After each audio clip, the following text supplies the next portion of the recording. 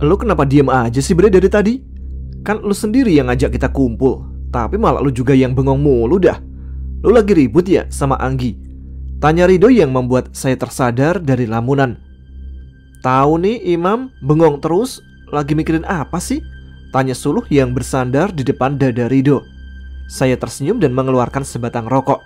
Setelah menunaikan sholat maghrib berjamaah dengan Rido dan Bimo di rumah Suluh, saya memang belum sempat merokok. Saya sempat melirik jam tangan yang sudah menunjukkan pukul 6:30 malam. Tinggal beberapa jam lagi, kami semua akan menghadapi sebuah pertempuran gaib kembali. Tinggal beberapa jam lagi, sisa waktu saya untuk menghirup udara sepuasnya. Sebentar lagi, saya akan segera bertemu dengan mendiang ayah. Semua orang yang berhubungan langsung dengan saya sudah saya mintai maaf atas segala kesalahan yang saya perbuat. Dimulai dari ibu dan Ayu, serta keluarga besar kami, para wanita yang sempat saya kecewakan kecuali Vini, hingga sosok Reno tadi sore. Sedangkan kepada Rio dan ketiga sahabat baik saya saat SMA, serta sosok Arya, saya hanya mengirimkan pesan WA dan HP saya pun langsung saya matikan, karena khawatir akan banyak pertanyaan dari mereka semua. Jika ada yang bertanya, kenapa sosok Teh Yuyun dan Anton gak termasuk dalam daftar orang yang harus saya mintai maaf? Jawabannya, karena saya merasa gak punya salah pada Teh Yuyun. Kalau Anton, saya memang sempat membentaknya beberapa kali, bahkan sampai mencekik batang lehernya.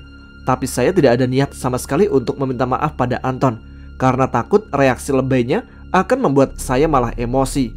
Minta maaf kagak, yang ada nanti gue malah gebukin tuh Maho. Woi, teriak Rido yang membuat saya sangat terkejut. Saya segera mengambil bungkusan rokok yang masih penuh dan melemparkannya ke wajah. Dengan cepat, saudara saya yang terkadang ngeselin banget itu menangkap bungkusan putih berisi rokok. Ngehek lu Bre, bentak saya sambil memasang wajah kesal. Lunya sih, kalau ditanya bukannya jawab malah bengong lagi aja, balas Rido yang kemudian disusul oleh tawanya. Saya yang merasa sedikit kesal langsung bangkit meninggalkan mereka sambil mengambil bungkusan rokok kembali, lalu berjalan keluar dan menggunakan ilmu meringankan tubuh untuk melompat ke sebuah pohon. Di atas cabang besar sebuah pohon rambutan yang tumbuh cukup tinggi di halaman rumah Suluh, saya kembali menyalakan sebatang rokok baru, pengganti rokok lama yang sudah habis. Tatapan mata saya memandang kosong ke arah gelapnya malam. Setelah matahari telah habis masanya untuk menerangi hari ini, pikiran saya selalu saja terbayang akan sosok jasad saya yang terbujur kaku dalam beberapa jam ke depan. Saya sebenarnya ikhlas jika memang sudah takdir dari Allah SWT yang menggariskan masa hidup saya di dunia akan berakhir sebentar lagi. Tapi saya juga manusia biasa yang takut akan banyak hal yang akan terjadi setelah kematian. Takut akan orang-orang yang saya tinggalkan bisa menerima kenyataan atau tidak. Takut akan amal ibadah saya apakah sudah cukup sebagai bekal di akhirat nanti. Segala rasa takut itu yang mau tidak mau membuat saya selalu bengong di keramaian. Tiba-tiba saya melihat Bimo berjalan keluar dan mengedarkan pandangannya ke berbagai penjuru. Sepertinya salah satu saudara saya itu sedang mencoba merasakan aura saya dari bawah. Saya sengaja diam, tidak mengeluarkan suara apapun. Tapi diamnya saya langsung berubah menjadi senyuman saat melihat Bimo juga sedang tersenyum sambil menatap saya yang masih berada di atas cabang besar pohon rambutan. Lu ngapain? Malam-malam nangkring di pohon, Mam? Kasian tuh yang lagi ngumpet di belakang. Udah waktunya dia keluar, tapi malah ngumpet pas lihat lu udah nongkrong duluan di situ, kata Bimo begitu hinggap di sebelah saya setelah melompat dari bawah. Saya segera menoleh ke belakang dan tertawa saat melihat sesosok kuntilanak dengan wajah pucat ditutupi rambut panjang gimbal dan kasar sedang mengintip dari balik batang pohon rambutan tempat kami berada. Gua pinjem tongkrong lo sebentar ya Mbak, lu ngelayap aja dulu nyari terong-terongan di luar, kata saya yang langsung disusul suara tawa Bimo. Sementara sosok yang barusan menjadi sasaran guyonan saya langsung melesat terbang ke pohon nangka di samping saya. Saya yang masih menatap sosok kuntilanak tadi langsung tertawa kembali, manakala melihat si Mbak Kunti harus menelan pil pahit karena diusir oleh sosok genderuwo di pohon nangka yang dia hinggapi barusan. Apes banget tuh Kunti, Mam. Di sini dia nggak bisa nongkrong. Di tempat lain juga diusir Om Wowo, celetuk Bimo sambil duduk di sebuah cabang berukuran sedang di depan saya. Seulas senyum tersungging di wajah saya untuk sesaat mendengar guyonan Bimo. Lalu kembali menatap kosong ke arah pekatnya malam sambil memilih sebatang rokok yang sudah menyala di sela-sela jari. Mam, sorry nih. Gua lihat lu dari tadi bengong terus, kayak lagi mikirin sesuatu yang berat. Kalau boleh gue tahu, lu lagi mikirin apa sih, Mam? Tanya Bimo dengan nada suara serius. Saya menghela nafas panjang, lalu menghisap rokok kembali dan membuang puntungnya setelah bara api hampir membakar ujung filter. Dalam hati, saya menimbang-nimbang keputusan untuk menceritakan semua pada Bimo. Harus diakui, saya memang butuh seseorang untuk mencurahkan segala beban pikiran yang dari kemarin terpendam dalam hati juga benak. Akhirnya, saya memutuskan untuk menceritakan semua pada Bimo. Astagfirullah, lu yakin ucapan Raden Dwi Pas sama kilasan kejadian masa depan yang lu lihat itu bakal jadi nyata, Mam?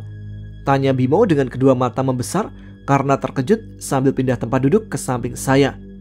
Yakin doh, karena semua yang gua lihat nyata banget, jawab saya dengan suara lirih. Lu udah cerita ke siapa aja? Sekar tahu nggak? Tanya Bimo kembali. Lu orang pertama yang tahu soal ini, Bim. Gua harap lu bisa pegang rahasia gua. Pintas saya ke Bimo yang langsung disambut oleh gelengan kepalanya. Masalah kayak gini gak bisa kita simpan, Mam. Harusnya lu share ke kita. Ini vital banget, Mam. Soalnya nyangkut hidup dan mati lu. Sorry, gua gak bisa nyimpan persoalan ini.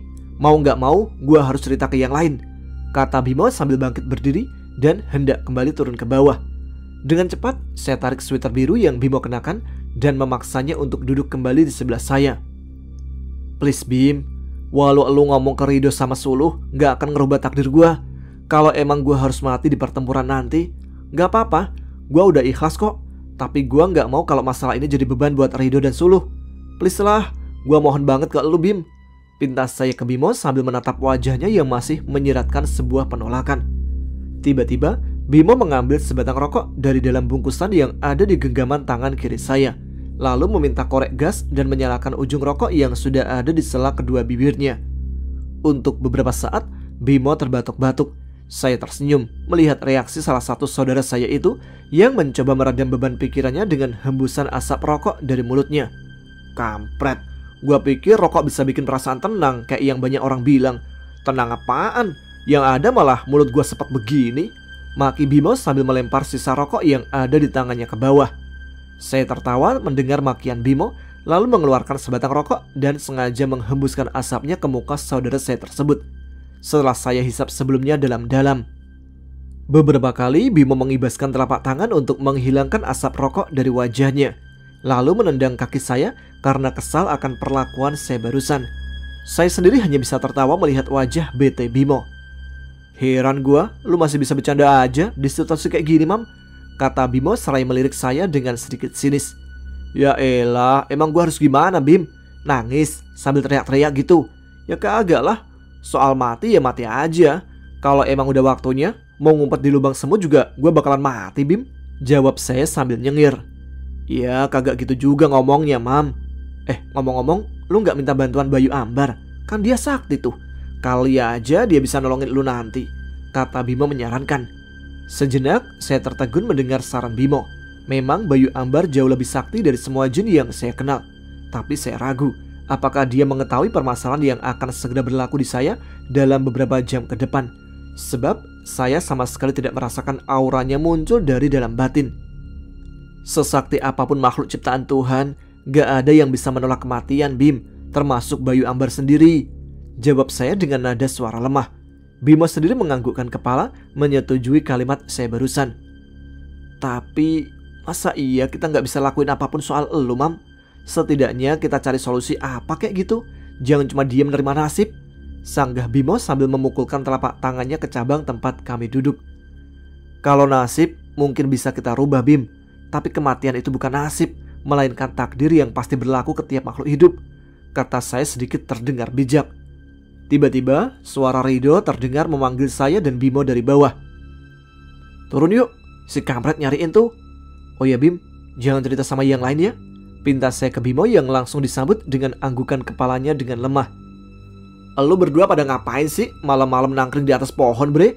Kurang kerjaan amat lu, kata Rido sambil menatap saya dan Bimo secara bergantian. Saya sendiri tersenyum membalas pertanyaan Rido, sementara Bimo nampak menyiratkan wajah yang penuh misteri. Lu kenapa, Bim? kok malah gantian lu yang bengong sekarang? Wah, lu abis ngapain sama Bimo, bre? Kata Rido yang membuat saya mulai merasa risih. Ngomong mulu lu dari tadi, bre. Bosan gue dengarnya. Bentak saya dengan wajah kesal. Rido terlihat kaget mendengar bentakan saya barusan. Lalu berjalan duluan ke arah depan seperti orang yang sedang ngambek. Melihat reaksinya, timbul niat untuk mengerjai Rido terakhir kali. Kebetulan saya sedang ingin kentut. Diam-diam saya memberi kode ke Bimo, lalu menempelkan telapak tangan ke pantat, terus menggenggam kentut dalam telapak tangan. Dengan cepat saya berlari menyusul Rido dan langsung membekap hidungnya menggunakan telapak tangan berisi kentut saya sendiri.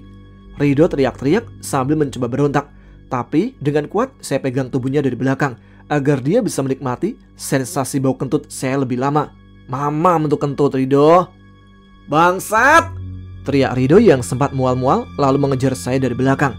Saya sendiri langsung berlari ke arah Suluh yang sedang berjalan ke arah kami, lalu berlindung di belakang punggung saudara perempuan kami sekaligus pacarnya Rido.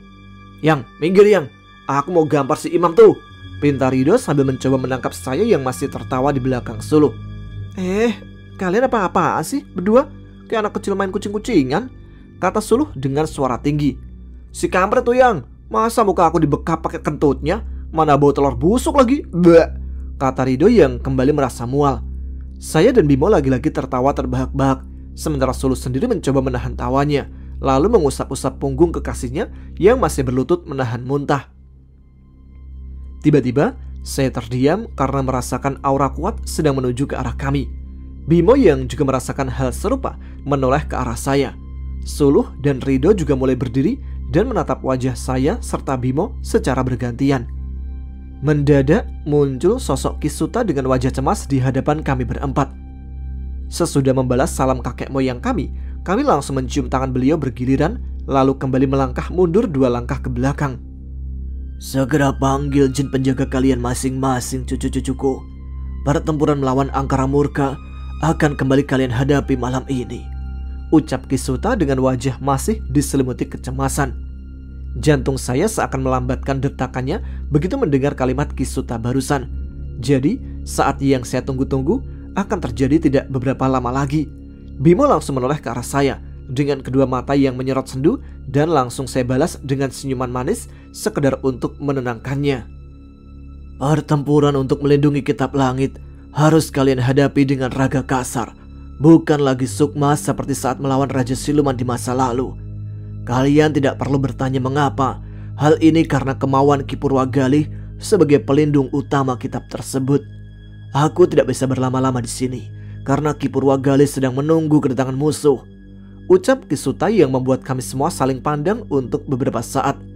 Dengan cepat kami mengangguk lalu berjalan ke arah rumah Suluh setelah sosok kakek moyang kami lenyap. Rido segera menghampiri saya dan langsung merangkul bahu. Kok dadakan banget ya, Bre? Tanya Rido sambil terus berjalan beriringan. Gak tahu, Bre, mungkin ada kaitannya sama Bayu Ambar yang udah bikin Nyi Kembang Wangi luka parah, jawab saya yang memang tidak mengetahui tentang penyebab pertempuran nanti terkesan mendadak. Bisa jadi, Bre, kalau enggak nanti deh kita tanya ke Ki Purwagali aja ya, saut Rido. Ya elah, kita mau tempur, Bre, masa lu mau wawancara Ki Purwagali dulu? Gak penting banget, cuma pengen tahu itu doang, jawab saya sambil menoyor kepala Rido. Kalian mau kemana? Tanya Suluh dari belakang. Loh, mau ke kamar kamu lah Yang, jawab Rido. Mau ngapain? Kan kata Kisuta kita bakal ngelawan musuh pakai raga sendiri. Gak usah ke kamar lah, di sini aja kita panggil semua jin penjaga, timpal Bimo yang membuat saya menganggukkan kepala dan berjalan kembali ke arah mereka. Bimo dan Suluh memang benar. Jika dalam pertempuran silam melawan Raja Siluman dihadapi dengan sukma yang keluar dari raga kasar kami berempat di dalam kamar Suluh, maka kali ini kami hanya cukup memanggil jin penjaga di luar rumah Suluh. Toh situasinya memang sudah malam, jadi tak perlu khawatir akan dilihat oleh orang lain. Tanpa banyak basa-basi kami semua memanggil Sekar, Bayu Barata, Naga Saksana, Nyai Lingga, Nyi Laras Abang, dan yang terakhir Rampak Tantra. Semua jin penjaga sudah muncul dan saling sapa untuk beberapa saat. Sejenak saya tertegun melihat penampilan Nyai Lingga yang jauh berubah. Pakaian yang dikenakan jin penjaganya Rido itu nampak jauh berbeda. Biasanya jin perempuan yang menjelma buaya putih tersebut hanya menggunakan sehelai kain dari kulit buaya yang menutupi organ intim dan buah dadanya. Tapi kali ini sosoknya nampak semakin anggun dan cantik dengan balutan gaun putih berenda emas. Benar kata pepatah, semakin wanita menjaga auratnya, maka akan semakin cantik dipandang. Hal itu rupanya berlaku juga di alam jin.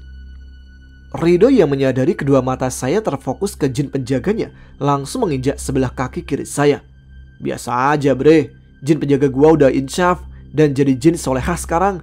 Pangling kan lu liatnya, kata Ridho yang membuat saya terkekeh dalam hati.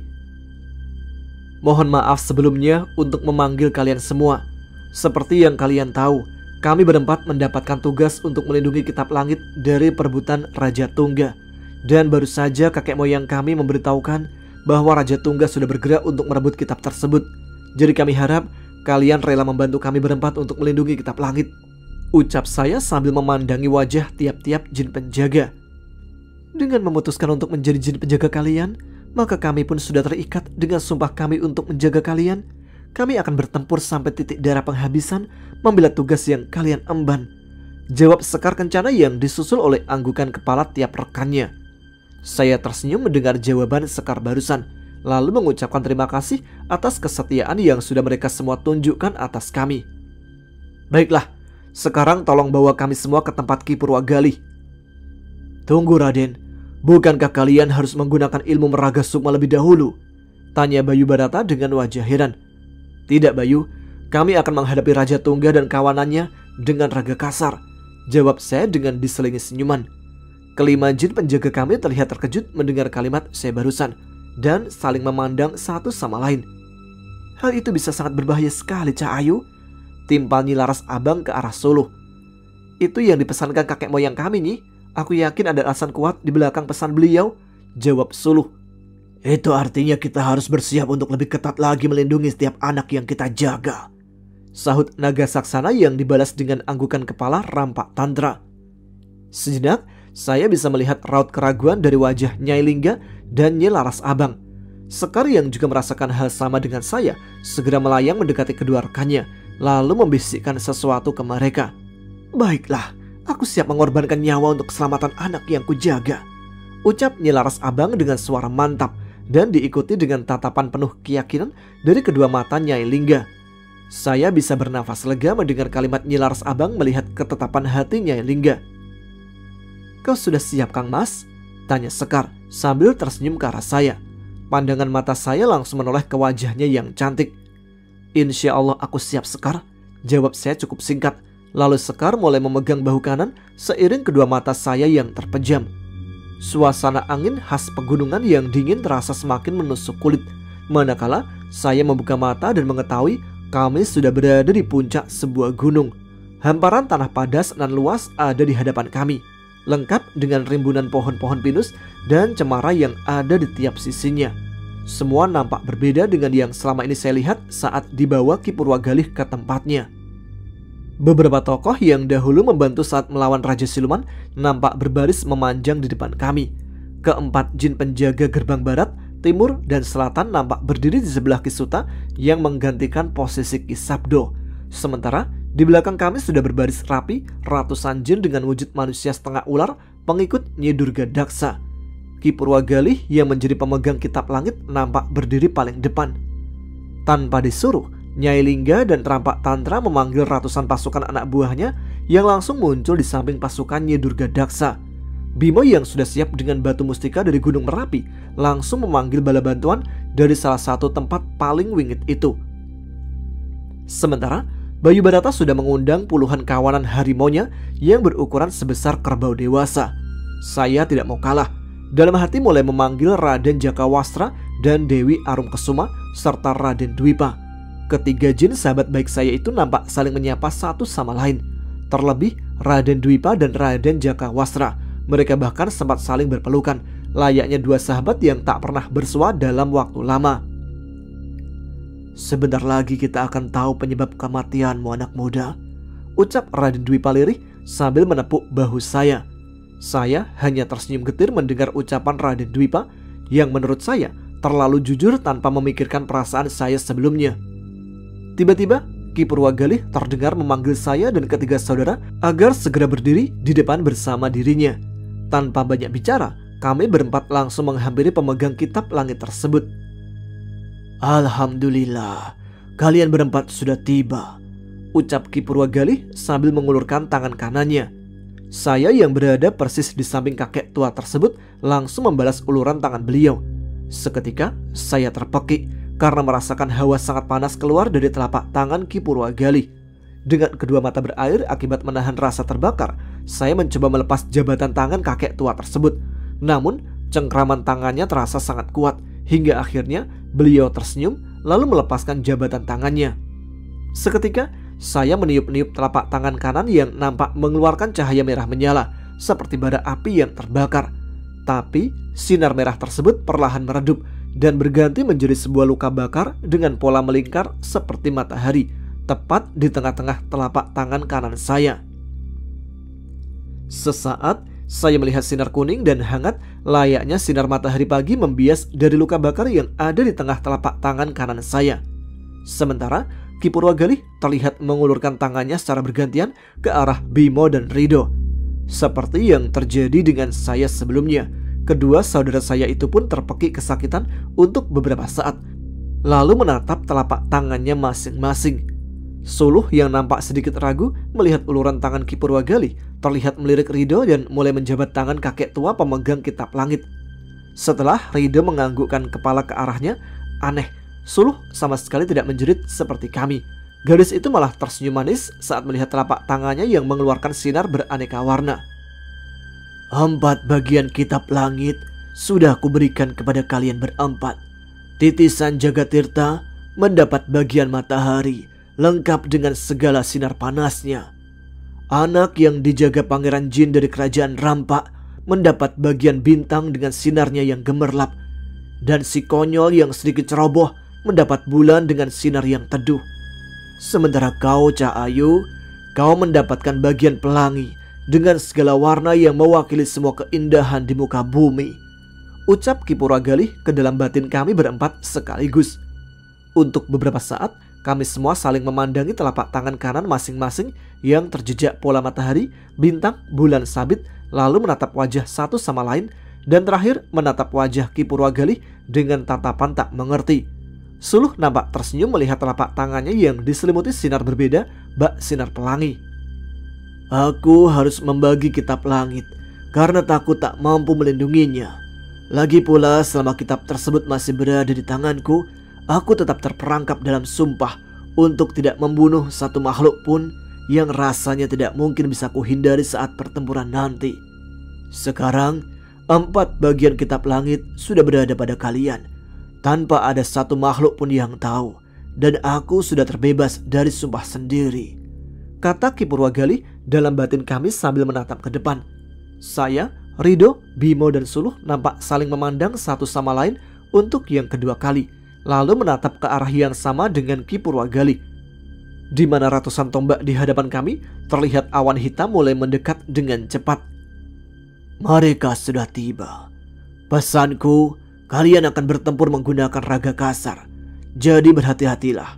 Satu lagi, kekuatan kitab langit yang ada di tubuh kalian masing-masing belum dapat kalian pergunakan saat ini karena belum menyatu seluruhnya dengan hawa murni di tubuh kalian," pesan Ki Purwagali yang membuat kami serentak menganggukkan kepala.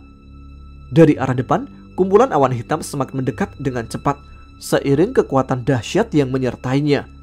Saya sendiri mulai merasa sedikit sesak saat merasakan aura hitam dan kuat sedang menuju ke tempat kami. Bimo, Rido, dan Suluh nampak memegang dada masing-masing, pertanda mereka juga merasakan hal serupa. Keempat jin penjaga Rido, Suluh, dan Bimo langsung mendekat ke arah mereka masing-masing dan terlihat mulai berbicara serius dengan ketiga saudara saya. "Jin penjaga mereka sedang meminta izin untuk merasuki raga saudaramu, Kang Mas," ucap Sekar yang tahu-tahu sudah berada di sebelah saya bersama Bayu Barata. "Mereka akan melebur kekuatan menjadi satu dengan ketiga saudaramu, Raden, sekaligus melindungi ketiga saudaramu secara langsung," tambah Bayu Barata. Saya cukup tertegun mendengar kalimat Bayu Barata dan Sekar, lalu menoleh ke arah kedua jin penjaga saya tersebut. "Kalian akan melakukan hal sama kepadaku?" tanya saya ke Sekar dan Bayu Barata. Sesaat mereka berdua saling pandang. Sementara saya mulai melihat sosok Rampak Tandra, Naga Saksana, Nyai Lingga, Nyai Laras Abang mulai menyatu dengan Bimo, Rido, dan Suluh.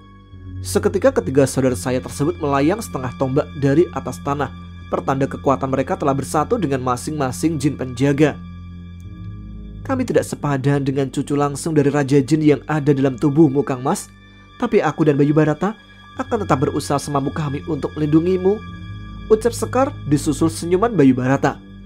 Mendadak Ki Purwagali melayang ke atas dan membuka kedua tangannya ke langit.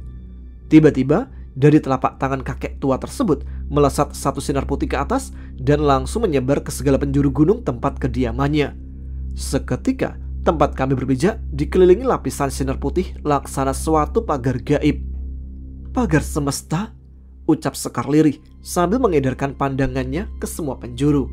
Saya yang baru mendengar nama kesaktian yang dikeluarkan Ki Purwagali barusan hanya bisa tertegun, lalu mengikuti Sekar untuk melihat ke sekeliling. Sebuah sinar putih memang terlihat menyelimuti semua tempat hingga jarak ratusan tombak di belakang, depan, samping kiri, dan kanan. Niatnya saya ingin bertanya ke Sekar perihal ilmu pagar semesta, namun terpaksa saya urungkan karena melihat musuh sudah mulai muncul seiring awan hitam yang mulai menyebar ke segala penjuru. Angin segar khas alam pegunungan mendadak berubah lembab bersamaan dengan terlihatnya musuh-musuh kami semua. Dari jarak kurang lebih 50 meter di depan, saya bisa melihat Raja Tungga, Nyi Kembang Wengi, Buto Ireng, dan satu sosok jin lain yang berwujud seorang nenek tua cebol dengan wajah dipenuhi bisul melayang berbaris. Nyi Durga Daksa yang memang merupakan mantan istrinya musuh utama kami langsung melesat dan melayang di sebelah Sekar. Sejenak saya bisa melihat raut kebencian dari wajah jin penjaga gerbang selatan itu saat melihat sosok Raja Tungga dan Nyi Kembang Wengi. Tiba-tiba pandangan mata saya melihat sesosok gadis bersweater pink dan celana hotpants hitam muncul di antara ratusan jin pasukan Raja Tungga. Kedua mata saya langsung terbelalak begitu mengetahui siapa sosok gadis yang sudah berdiri di samping Raja Tungga itu, yang saat ini sedang mengulum senyuman manis ke arah saya. "Vini," ucap saya dengan suara bergetar. Saya bisa dengan jelas melihat Vini mengedipkan sebelah mata kanannya ke arah saya meski terpaut jarak puluhan tombak. Sama sekali saya tidak menduga sebelumnya jika gadis itu benar-benar akan berada dalam kelompok musuh kami. Ternyata sambutan kalian sangat istimewa terhadap kami. Sampai-sampai Senopati Laut Utara dan penguasa Pulau Tidung ada di sini, ucap Raja Tungga sambil memindahkan trisula pelanginya ke tangan kanan. Nyi Durga Daksa yang melayang di sebelah Sekar nampak maju 2 tombak ke depan dengan menghunus tongkat berkepala naga miliknya. "Jangan banyak bicara kalian jin busuk. Kami tahu kalian akan merebut paksa kitab langit hari ini," bentak Nyi Durga Daksa dengan kedua mata hijaunya yang nampak berkilat. Nyi Kembang Wengi yang tidak terima akan hinaan Nyi Durga Daksa barusan terlihat hendak melayang maju dengan 2 tusuk konde emas yang terhunus dalam genggamannya. Namun segera dicegah oleh Raja Tungga. Sesaat jin berbentuk setengah ular dengan sisik berwarna pelangi itu mendesis kencang. "Durga istriku, kau beri kau satu kesempatan untuk bergabung dengan kami dan mengulang lagi masa-masa indah kita. Aku jadi ingat suara desahanmu saat kita bercinta di masa silam," kata Raja Tungga yang langsung membuat Nyi Durga Daksa semakin memerah mukanya. Amarah jin penjaga gerbang selatan tersebut nampak semakin menjadi. Melihat hal tersebut, Nyi Roro Rangga segera mendekat dan membisikkan sesuatu yang mampu meredam amarahnya. "Aku akui bahwa aku telah membuat satu kesalahan terbesar dalam hidup, yaitu menjadikanmu suamiku, Tungga. Aku sama sekali tidak sudi bersanding denganmu bersama jin Pramuria setengah botak itu," balas Nyi Durga Daksa. Tak ayal, Nyi Kembang Wengi yang sudah terbakar emosi langsung melesat. Namun secepat kilat, tangan kiri Raja Tungga mencekik leher jin wanita yang sejumput rambutnya berhasil dicabut paksa oleh Bayu Ambar saat bertempur dengan menggunakan raga saya beberapa waktu lalu. Nyi Kembang Wengi nampak meronta untuk sesaat, lalu kembali mundur setelah menatap sorot mata tajam Raja Tungga. "Ki Purwagali, aku minta baik-baik kepadamu. Berikan kitab langit sebelum pasukanku membasmi seluruh makhluk yang mencoba melindungi kitab itu. Aku berjanji akan mengampuni semua, termasuk 4 anak manusia lemah seperti mereka," ucap Raja Tungga yang membuat saya mengepalkan kedua telapak tangan begitu mendengar hinaannya. Sejenak Ki Purwagali melayang maju dan berdiri di sebelah Nyi Durgadaksa, lalu menoleh ke arah semua pasukan di belakang yang sudah memasang wajah siap untuk bertempur. Percaya akan kalimat licik yang keluar dari mulut busukmu adalah suatu kesalahan besar, Raja Tungga. Aku bukan jin kemarin sore yang dapat kau akali dengan mudah.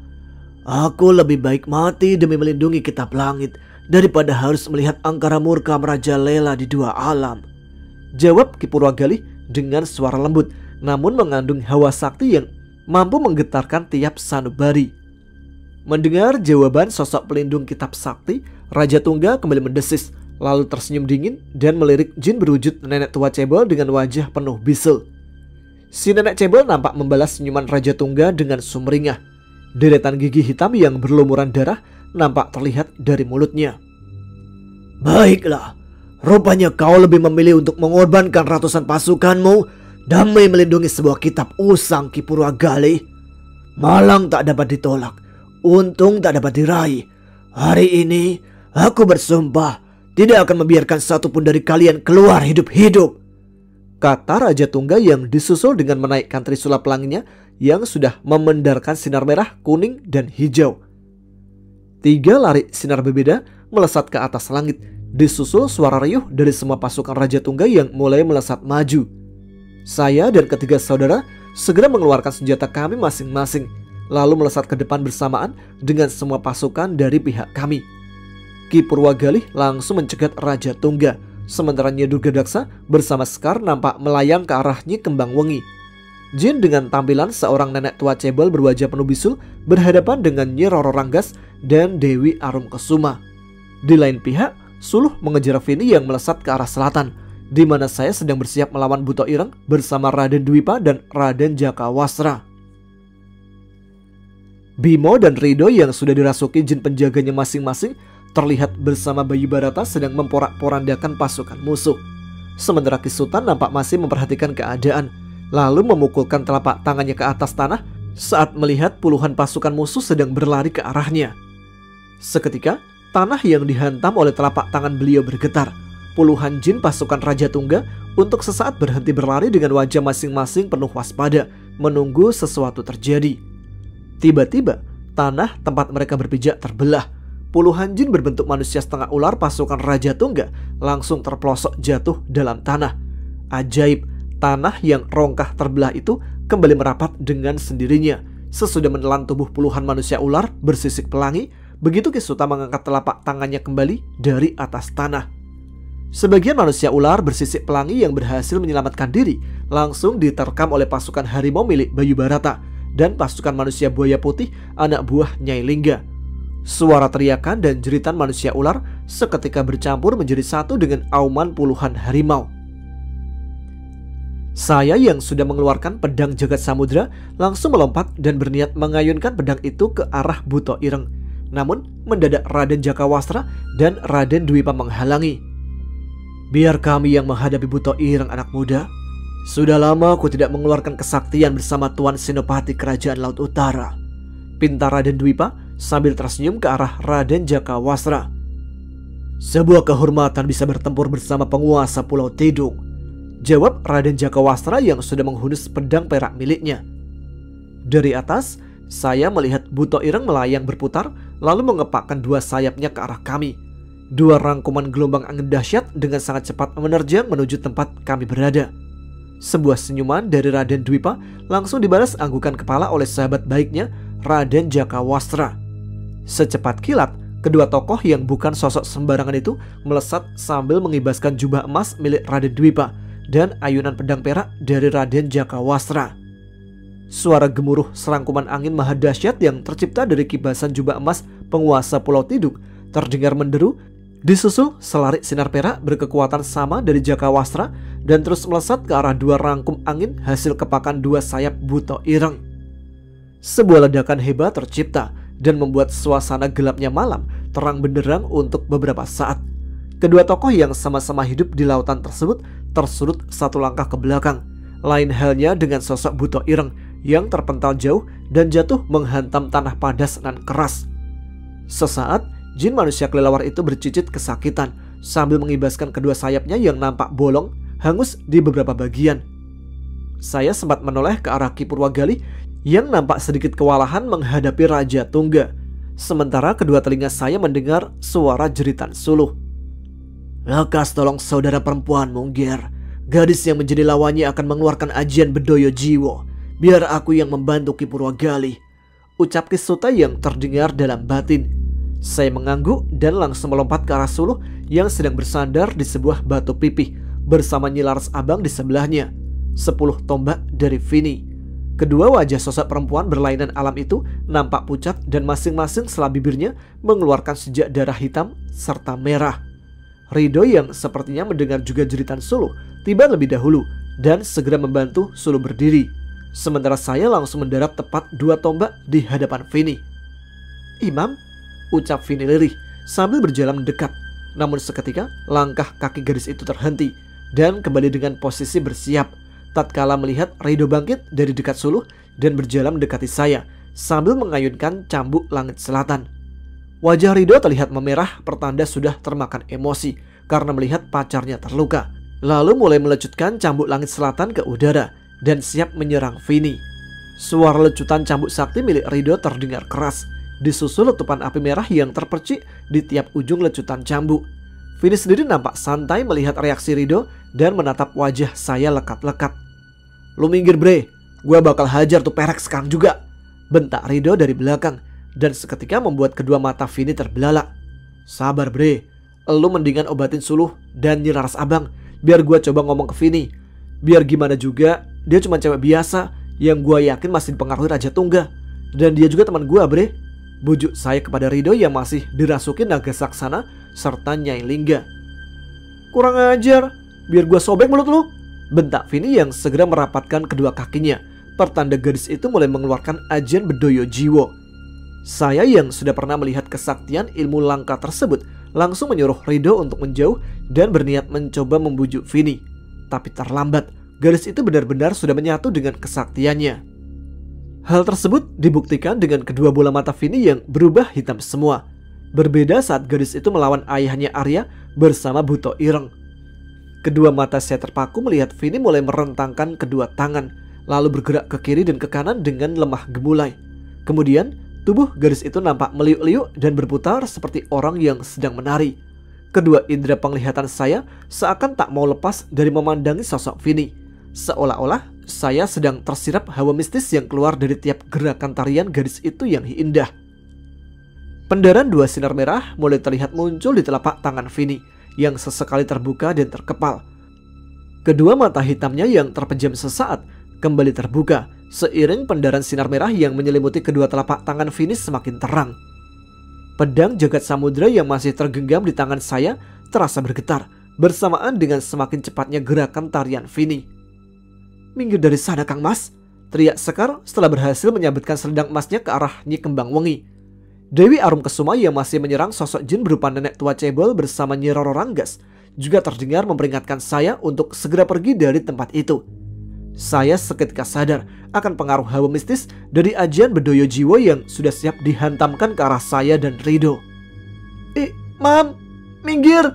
Tiba-tiba suara Vini terdengar lirih sambil terus bergerak dinamis dengan kedua mata yang untuk sejenak terlihat normal tak lagi hitam. Namun kejadian itu tak berlangsung lama karena selang beberapa detik kemudian kedua mata gadis itu kembali menghitam seiring gerakannya yang semakin cepat. Tatapan mata saya membesar ketika melihat sosok Vini mulai melayang di udara, masih dengan gerakan-gerakan tari yang aneh namun indah. Sontak saya teringat akan kilasan peristiwa masa depan yang ditunjukkan oleh Raden Dwipa. Mungkinkah Vini yang akan membunuh saya? Jika benar, maka saya harus segera menyelamatkan Rido. Dia berdiri cukup dekat dari saya. Cukup saya saja yang menjadi korban ajian Bedoyo Jiwo. "Do, lu cepat mundur ke belakang dan lindungi suluh sama Nyi Laras Abang pakai cambuk langit selatan. Gua coba pakai pedang jaga samudra buat nahan ajian dari Vini," ucap saya berbohong lewat batin ke Rido dan langsung dijawab dengan anggukan kepala. Saya tahu persis Rido tidak akan mau menuruti permintaan saya tanpa saya sendiri melakukan hal sama sepertinya. Terpaksa saya berbohong demi keselamatan kedua saudara saya. Tiba-tiba Vini terdengar menjerit kencang dengan dua telapak tangan terarah ke saya dan Rido. Dua lari sinar merah melesat keluar dari kedua telapak tangan gadis itu. Ridho sendiri sebelumnya sudah melompat mundur ke arah Suluh dan Nyi Laras Abang sambil mengayunkan cambuk langit selatan dengan posisi berputar ke depan untuk menangkal ajian Bedoyo Jiwo. Sementara saya masih tetap berdiri di tempat semula, bersiap menyambut ajal dengan kedua mata tertutup. Suara teriakan beberapa sosok terdengar di telinga untuk menyuruh saya segera menyelamatkan diri. "Kamu janji gak bakal ninggalin aku kan, Beb?" Tiba-tiba bayangan Anggi muncul dalam benak saya sambil menatap wajah saya dalam-dalam. Seketika saya membuka mata dan tersadar bahwa tindakan yang saya lakukan adalah keliru. Saya tidak seharusnya menyerah tanpa memberikan perlawanan. Urusan mati biarlah tetap menjadi rahasia ilahi. Bilapun saya memang harus meregang nyawa di sini, tapi setidaknya saya sudah berusaha berjuang untuk hidup bagi orang-orang yang masih sangat membutuhkan keberadaan saya di samping mereka. Pandangan saya menatap nanar ke arah dua larik sinar merah yang beberapa saat lagi akan menghantam raga dan mengeluarkan jiwa saya tanpa melukai fisik luar sama sekali. Mengetahui hanya memiliki peluang yang sangat kecil untuk selamat, akhirnya saya memutuskan untuk meminta bantuan Bayu Ambar. "Bayu Ambar, kuasailah ragaku," ucap saya dalam batin, meminta bantuan sosok yang selama ini bersemayam dalam relung jiwa yang paling dalam. Seketika kedua mata saya berubah memerah tanpa ada satu bagian yang diselimuti warna putih. Saya sempat heran begitu sukma saya terikat kembali oleh rantai besi, seperti saat Bayu Ambar menguasai raga saya untuk melawan ayahnya, Ki Suta. Mungkin Bayu Ambar tidak ingin saya menguasai setengah kesadaran dalam situasi yang genting seperti sekarang. Sebuah senyuman menyeringai Bayu Ambar tercipta dari wajah saya saat melihat dua larik sinar merah sedetik lagi akan menghantam tubuh. Secepat kilat, telapak tangan saya yang dikuasai saudara kembar sepertalian pusar dengan jagat tirta itu terbuka dan menangkap dua sinar merah ajian Bedoyo Jiwo, lalu melemparnya ke atas langit. Untuk sesaat, langit di atas gunung kediaman Ki Purwagalih mengeluarkan suara bergemuruh. Saya merasa lega melihat Bayu Ambar mampu menangkis ajian Bedoyo Jiwo milik Vini. Ridho yang juga tersenyum lega segera memberikan tenaga dalamnya di belakang Suluh. Sementara Vini nampak kehabisan tenaga dan jatuh terduduk. Pandangan saya yang dikuasai Bayu Ambar mulai melihat ke sekeliling. Buto Ireng nampak sudah terluka parah dengan satu sayap yang buntung, terpenggal oleh pedang perak Raden Jakawastra. Hingga akhirnya jin berbentuk manusia kelelawar tersebut meregang nyawa karena terkena pukulan sakti dari Raden Dwipa. Di lain pihak, jin bersosok nenek tua nampak sudah terluka dan mulai berjalan mundur dengan tertatih-tatih ke belakang. Mendadak nenek tua tersebut melompat tinggi ke atas langit dan lenyap seketika. Dewi Arum Kesuma yang terlihat letih masih bersikap waspada dengan terus menggenggam trisula peraknya. Sementara Nyi Roro Ranggas dengan tampilan sudah menjelma menjadi kuntilanak merah, bersiaga dengan 10 cakar panjang dari jarinya. Kedua jin yang berpenampilan bak bumi dan langit itu nampak mengedarkan pandangan ke segala arah. Tiba-tiba dua tangan kecil menyeruak dari dalam bumi dan menarik sepasang kaki Nyi Roro Ranggas hingga amblas masuk ke dalam tanah. Dewi Arum Kesuma yang nampak sangat terkejut berniat mengeluarkan kesaktian dari trisula peraknya. Namun sedikit keraguan muncul di wajah cantik penjaga gerbang kerajaan laut utara tersebut. Dengan melompat dan melayang beberapa tombak di udara, Dewi Arum Kesuma nampak memperhatikan tanah di bawahnya yang bergetar hebat, disertai suara-suara dentuman dari dalamnya. Suara tanah yang hancur terdengar keras seiring menyeruaknya sosok nenek tua cebol dari dalam bumi. Nyi Roro Ranggas yang ikut mencelat keluar segera mengayunkan 5 kuku tangan kirinya. 5 larik sinar merah melesat dari 5 kuku Nyi Roro Ranggas dan terus mengejar sosok nenek tua cebol dari bawah. Tak mau ketinggalan, Dewi Arum Kesuma secepat kilat melemparkan trisula peraknya ke arah lawan. Suara tertembusnya leher nenek tua cebol oleh trisula perak Dewi Arum Kesuma terdengar menggigikkan. Darah hitam langsung muncrat di leher nenek tua berwajah dipenuhi bisul yang hampir terlepas dari pangkalnya itu, disusul dengan hantaman 5 larik sinar merah dari kuku Nyi Roro Ranggas. Ledakan hebat tercipta dari raga nenek tua cebol yang tersambar 5 larik sinar merah, hingga membuat tubuh jin tersebut hancur menjadi debu, namun masih sempat memuncratkan darah hitam ke segala arah. Dengan cepat, Dewi Arum Kesuma mengibaskan selendang kuningnya dan langsung menghalau cipratan darah hitam lewat serangkuman angin besar dari selendang kuning, hingga tak mengenai dirinya juga Nyi Roro Ranggas. Sebuah senyuman dingin Bayu Ambar tersungging kembali di wajah saya, begitu melihat keberhasilan dua sosok yang tidak begitu dikenalnya, namun sangat saya kenal baik. Bayu Ambar kemudian melemparkan pandangan saya ke arah Ki Bratasapta yang sudah berubah diri menjadi sosok genderuwo raksasa yang dengan mudah menginjak dan memakan tiap pasukan jin anak buah Raja Tungga. Tidak jauh dari Ki Bratasapta, nampak Bimo sedang melompat-lompat sambil mengayunkan tombak geni yang mengeluarkan sinar hitam dan membakar puluhan jin musuh sekaligus. Sejenak, saudara saya itu melempar senyum, lalu melompat sambil mencabut beberapa helai rambutnya yang tiba-tiba memanjang sendiri, lalu melemparkan rambut hitam tersebut ke arah belasan jin yang ada di bawahnya. Seketika, beberapa helai rambut hitam Bimo langsung menjelma menjadi beberapa tombak berwarna hitam yang bergerak sendiri menusuk, menggebuk, bahkan menembus tubuh lawan. Saya yang melihatnya dari kedua mata yang masih berada dalam kekuasaan Bayu Ambar tersenyum karena mengetahui Bimo sudah semakin menyatu dengan rampak tantra. Tiba-tiba saya mendengar suara jeritan dari arah Sekar dan Nyi Durgadaksa yang masih bertarung sengit dengan Nyi Kembang Wengi. Sosok kuntilanak berjubah hitam dengan wajah merah nampak terhempas jatuh menghantam tanah setelah menerima ajian manunggal alam milik Sekar dan sinar hijau dari ujung tongkat kepala naganya Durgadaksa. Nyi Kembang Wengi terlihat memuntahkan segumpal darah hitam dari mulut sambil memegangi dada yang nampak berlubang pada tengah jubahnya. Bayu Ambar yang menguasai raga saya sepenuhnya langsung melompat ke arah jin wanita yang sudah kembali menjelma menjadi sosok wanita cantik berbaju hitam dengan wajah sangat pucat. Melihat kedatangan saya, Nyi Kembang Wengi mencoba bangkit dengan susah payah sambil mencabut sebuah tusuk konde berwarna emas di tangan kanannya. Sebuah senyuman menyeringai disunggingkan Bayu Ambar dari wajah saya saat melihat Nyi Kembang Wengi sedang menghunus senjata yang pernah menusuk raga saya beberapa waktu silam. Dalam hati saya merasa senang karena Bayu Ambar akan membayar janji saya untuk melenyapkan sosok yang pernah meniru Ayu dengan tangan saya sendiri. Setelah merasa cukup dekat jarak untuk menancapkan tusuk konde emasnya, Nyi Kembang Wengi berteriak sambil melompat dengan tangan terhunus sebuah benda untuk memperindah sanggul rambut wanita yang sudah dirubah menjadi senjata oleh kekasih Raja Tungga. Dengan cepat, Bayu Ambar menangkap pergelangan tangan Nyi Kembang Wengi dan mencengkramnya kuat-kuat hingga jin wanita itu menjerit kesakitan lalu melepas tusuk konde emas dari tangannya. Sesaat, Bayu Ambar mengulum senyuman aneh ke arah Nyi Kembang Wengi lalu melepas cengkraman tangannya dari pergelangan tangan jin wanita itu, kemudian menoleh ke arah Raja Tungga yang mulai terdesak melawan Ki Suta dan Ki Purwagali. Nyi Kembang Wengi sendiri merasa kaget melihat saya melepaskan cengkraman di pergelangan tangannya, lalu mundur beberapa langkah ke belakang. Tatapan Bayu Ambar nampak terlempar ke arah sosok Sekar dan Nyi Durgadaksa yang nampak kebingungan melihat tingkahnya barusan. Hal sama pun saya rasakan karena heran dengan keputusan sepihak Bayu Ambar.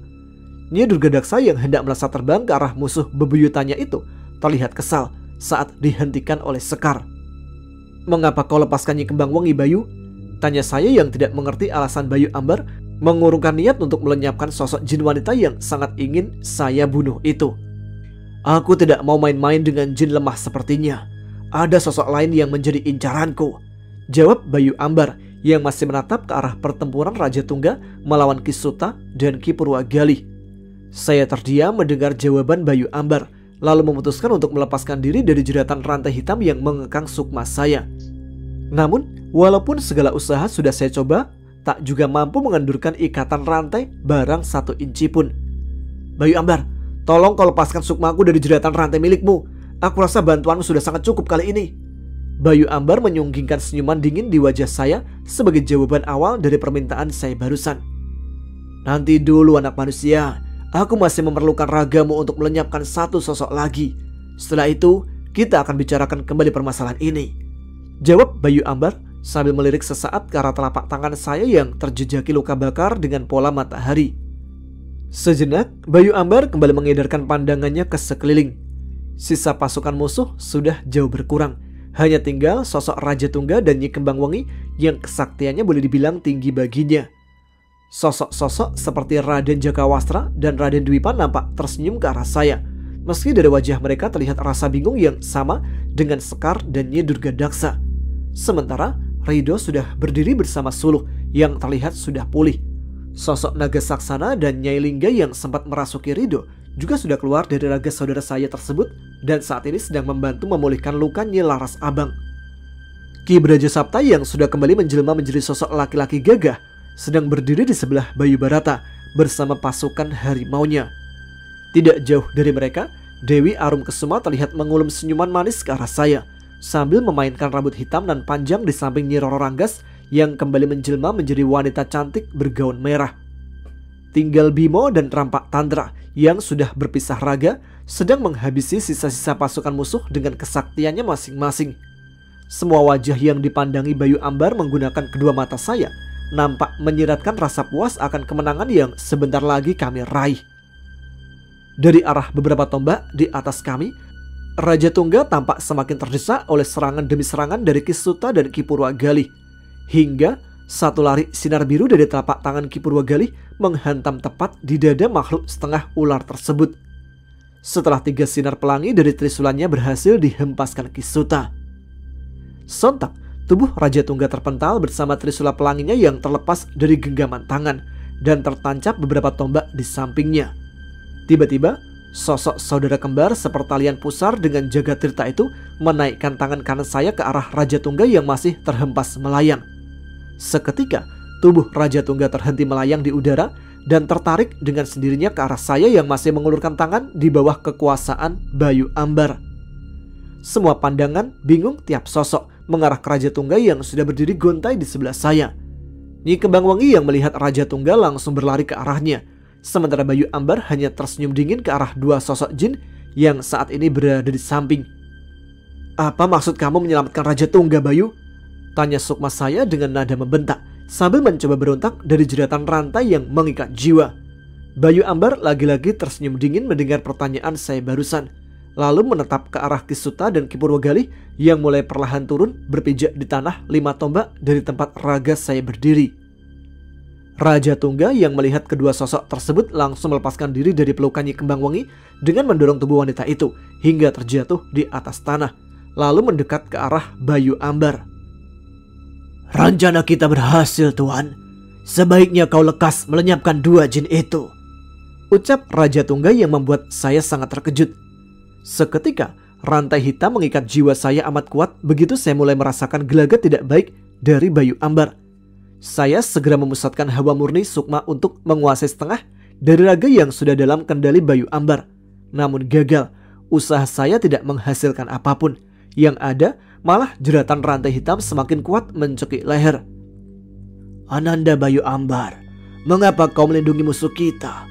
tanya Ki Suta dari jarak 5 tombak di depan sambil menatap kedua mata saya yang sudah diselimuti warna merah. Raja Tungga yang mendengar ucapan Ki Suta segera memanggil trisula pelanginya yang tertancap beberapa tombak di samping. Seketika, trisula tersebut tercabut dan melesat ke dalam genggaman Raja Tungga. Sementara, Nyi Kembangwangi nampak berwajah masam, lalu berdiri di sebelah kanan saya. "Siapa bilang aku melindungi Raja Tungga dan Nyi Kembangwangi, Ayahanda?" jawab Bayu Ambar sambil tersenyum menyeringai.